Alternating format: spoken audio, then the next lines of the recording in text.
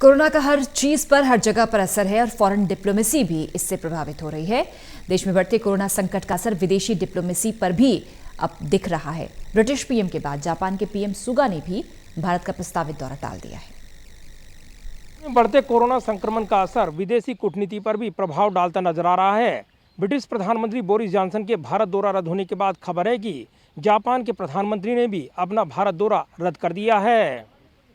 देश में corona virus का ग्राफ लगातार बढ़ रहा है, जिसका असर फॉरेन डिप्लोमेसी पर भी पड़ रहा है। पहले ब्रिटिश पीएम बोरिस जॉनसन ने भारत दौरा रद्द कर दिया और अब जापान के प्रधानमंत्री योशिहिदे सुगा के भी भारत दौरा रद्द होने की खबर आ गई है। जापानी मीडिया के हवाले से खबर है कि जापान के प्रधानमंत्री ने भारत में कोरोना की सेकंड वेव को देखते हुए भारत आने का अपना प्लान फिलहाल कैंसिल कर दिया है।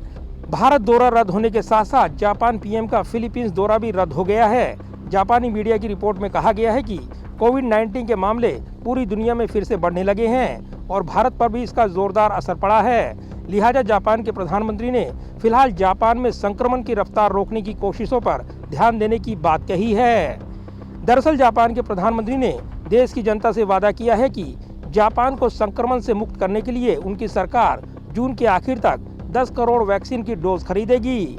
रिपोर्ट के मुताबिक अब तक जापान में केवल 15 लाख के करीब ही वैक्सीन की डोज खरीदी गई हैं, जबकि जापान की आबादी करीब 12.5 करोड़ है और केवल 11 लाख लोगों को ही वैक्सीन की डोज दी गई है। ऐसे में जापान भी कोरोना संक्रमण से काफी प्रभावित है। जापान सरकार ने फिलहाल संक्रमण की रफ्तार रोकने के लिए बेहद कड़े नियम देश में लागू किए हैं। जापान में 11 मई तक कड़ी पाबंदियां लागू रहेंगी। वहीं जापान सरकार ने देश की जनता से गैर जरूरी विदेशी यात्राओं को भी फिलहाल टालने के लिए कहा है। जापान के प्रधानमंत्री इसी महीने के अंत में भारत दौरे पर आने वाले थे और माना जा रहा था कि भारतीय प्रधानमंत्री के साथ उनके कई अहम मुद्दों पर बात होती, जिसमें सबसे प्रमुख मुद्दा चीन का रहता। लेकिन अब जापान के प्रधानमंत्री का भारत दौरा रद्द होने की खबर सामने आ गई।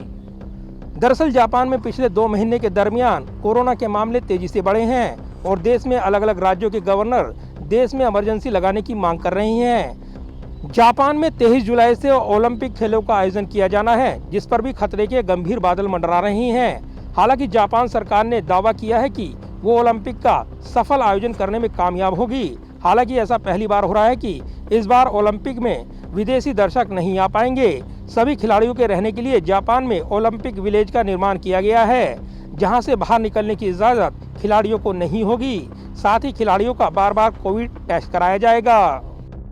जाहिर है दुनिया भर में कोरोना संक्रमण की चुनौती बनी हुई है। भारत में जिस तरीके से दूसरी लहर आगे बढ़ रही है, पूरी दुनिया की नज़र इस पर है और यही वजह है कि इसका असर विदेशी कूटनीति पर भी पड़ता नजर आ रहा है। यही वजह है कि भारत आ रहे विदेशी राष्ट्राध्यक्ष ऐसे वक्त दूरी बनाते नजर आ रहे हैं जब भारत में कोरोना संक्रमण सबसे बड़ी चुनौती पेश कर रहा है। कैमरामैन विद्यापीठ के साथ प्रदीप कुमार, टोटल न्यूज़, दिल्ली।